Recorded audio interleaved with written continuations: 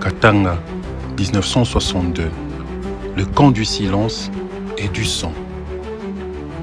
Le début du chaos. Le 1er janvier 1962, le camp de réfugiés de Katanga entre dans une nouvelle ère de survie. Depuis le départ de M. Mohamed Jos B.W. Crittenbauer, représentant de l'ONU, le remplace. Le gang terroriste crée un climat de panique dans le camp. Les casques bleus, censés protéger, sont contraints d'utiliser la force. Des morts, des blessés. Le camp devient un théâtre d'affrontement où l'humanité vacille. En septembre 1961, Mohamed Kyari, en visite à Elisabethville, impose une politique de non-évacuation.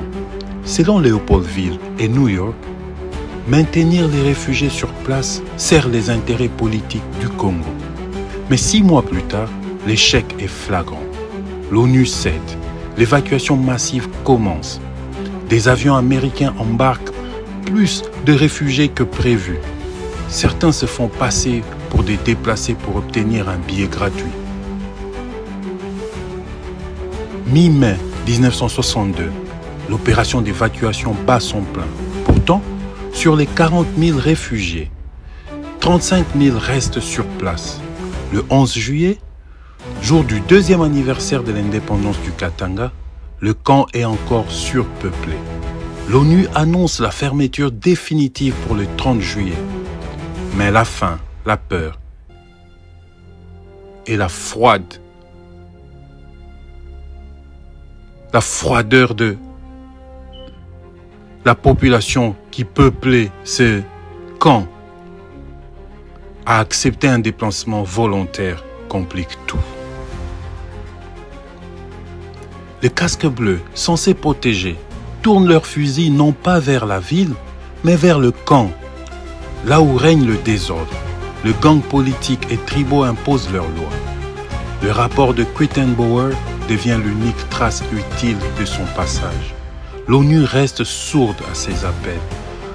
Pas d'instruction, pas de moyens, pas d'écoute. L'ONU est accusée de génocide, pas par intention, mais par omission. Des milliers de Baluba meurent dans le camp, tués par les gangs, affamés, gelés ou victimes de représailles. La triple trahison de Lulua et de Baluba plonge les survivants dans la famine. Le camp devient le symbole d'une incapacité institutionnelle à comprendre et à agir. Le camp aurait pu être sauvé avec des experts locaux, des relations sincères avec les autorités katangaises et la confiance des réfugiés. Mais l'ONU n'a pas envoyé de surhommes. Elle a envoyé de bureaucrates.